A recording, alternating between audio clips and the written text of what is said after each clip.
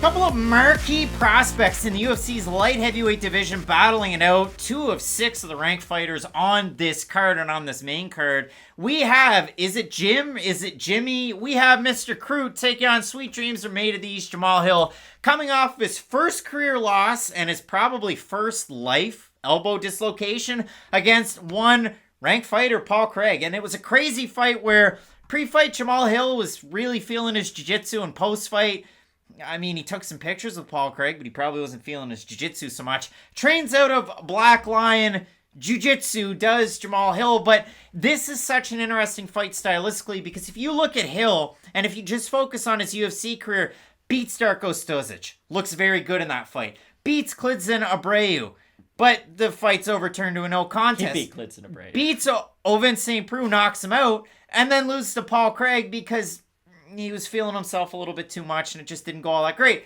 If you look at Jimmy Crute, especially the 5-on-in, finish win over Sam Alvey. Lost to Misha Serkinov, where Serkinov really dominated him.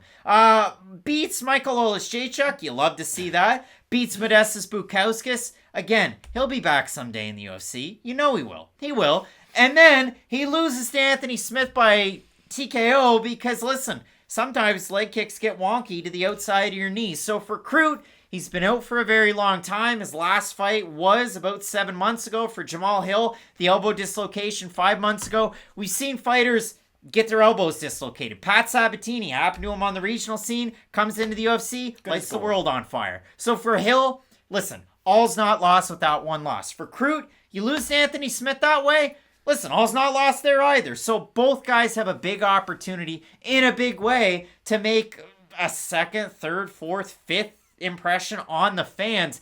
This does hold, though, very major implications for the division because we talk about guys in the 10 to 15 range at the light heavyweight division. You're talking the Ozdemirs, you're talking the Smiths, you're talking the, hell, where's Dominic Reyes these days? I know these guys aren't right there in that 10 to 15, but you're going to fight those guys when you win this fight. So it does hold major implications for this division. Exactly. You grow up really fast in the 205-pound division, and that's why I really like this fight, actually, because you're giving both guys a good chance to reset after their previous performance, because you know Jim Crute is better than the guy who fought Anthony Smith his last time out, and the same thing has to be said for Jamahal Hill, too. And I remember clearly before that fight saying, Jamahal Hill is the better fighter than Paul Craig, but I hate all the quotes I've heard out of him this week, and it's very rare that we can actually say like, hey, it paid off to listen to those quotes throughout the week, but it was true. Like, Jamahal Hill jumps into the guard of Paul Craig. I don't know if you've ever seen Paul Craig fight before, but like, hey, one of the most dangerous guys in the world on the ground, and he gets his arm broken. The thing about Hill, though, is that before that fight, he was probably the biggest prospect the division had since, like, Johnny Walker. And I know that doesn't seem that long ago, but still, like, he had a lot of hype and a lot of momentum behind him. And I don't think we can forget about just how crafty of a striker he is based on that one submission loss to Paul Craig. Because with Hill, he's a very unique fighter. He has a very wide stance, although he's not super kick heavy. He does rely a lot on his boxing because he's someone who uses his feet more as, like, a range finder than an actual weapon in the fight. It's going to be weird against Jimmy Crute because with Crute, he's just a frustrating fighter to watch. In the Anthony Smith fight, okay, you thought if he gets him to the ground, if you can get on top of him, he should be able to dominate Smith.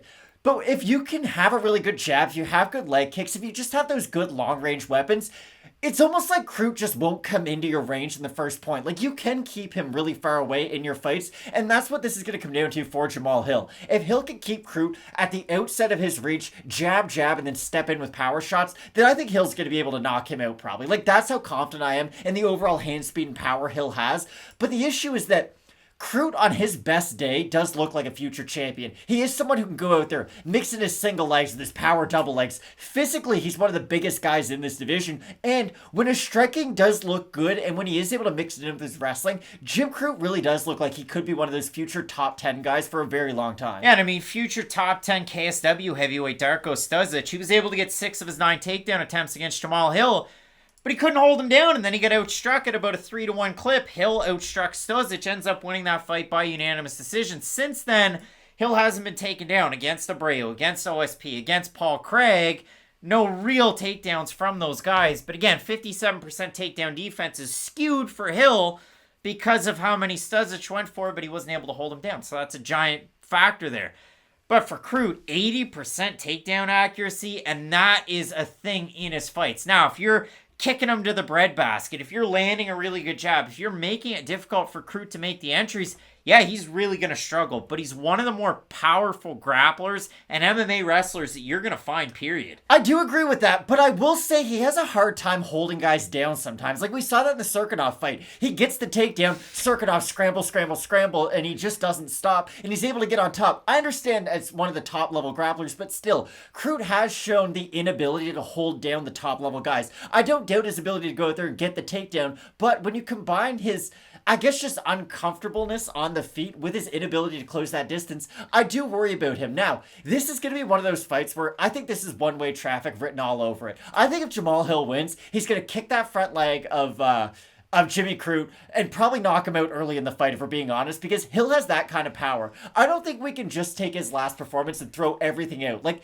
I think we have to remember just how promising of a prospect Jamahal Hill was up until that Paul Craig fight, because I almost want to compare his striking a little bit to like a light heavyweight cowboy without the head kicks. Like, he's got a great check knee up the middle. He's found ways to damage guys when they do go for takedowns. Like, there's a lot to like out of the game of Hill. But Crute has all those weapons that you look for as, oh, well, he can get a high volume of takedowns. He can push a heavy pace. That's why this fight is so fun. And that's why this is a really good kind of like, it's just, you get to kind of wash the bad taste out of your mouth from your last performance, but it's going to be wild to think that either one of these guys could be on a 2-fight losing streak. Like, Jim Crute's going to be one of the better light heavyweights in the last 5 years to go on a 2-fight losing streak if he loses this, and the same would have to be said for Jamahal Hill. If you look at the odds, Crute opened a -220 favorite, -184 right now. For Hill, he opened a +185, he's +152. Tapology votes, surprise to us as they are to you. We haven't looked at them, and look at that. It is 1,320 total votes, 79% Crute, 55% by submission, 19% by knockout. For the 21% that have Hill, 65% by knockout. And I could definitely see that. Crute going in on a lazy entry or a long across the cage type of entry, Hill knocking him out cold. And he has that kind of power. He's such a tricky southpaw too. He's a really hard guy to figure out. And it was like young OSP, old OSP when they fought. And look at exactly what the man in Jamahal Hill was able to do. The other crazy thing is, this is a guy with, 10 professional fights, and he's 30. Like, it's crazy to think of it that way as well. So, Matt, when we look at this fight, it is a hard one to pick. Who are you going with here? It is a hard fight to pick, but I know I brought up the size of Jim Crute.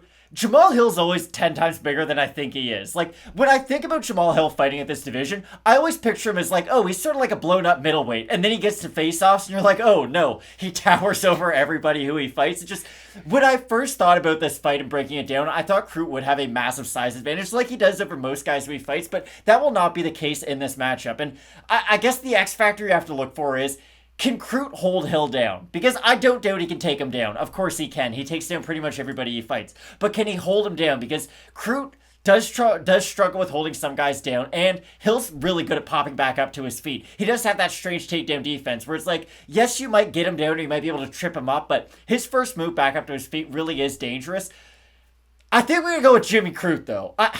I've seen him struggle on the feet enough to where I'm a little bit worried about him at range with a guy like Jamahal Hill, but I do think that if he can get on the inside and at least get a takedown early in the fight, it's going to make Hill at least hesitant enough on the feet to where he's not going to be going out there throwing his big bombs, and unless Hill does land one of those big shots, I think Crute will be able to just at least go to the wrestling a lot. Now, does that guarantee a win for Crute? Not by any means, but if he at least does wrestle for 10 out of the 15 minutes, it's going to make him less likely to get knocked out. Crute went 8 of 10 takedowns against Michael Oleszejczuk, and in that fight, he won it by submission.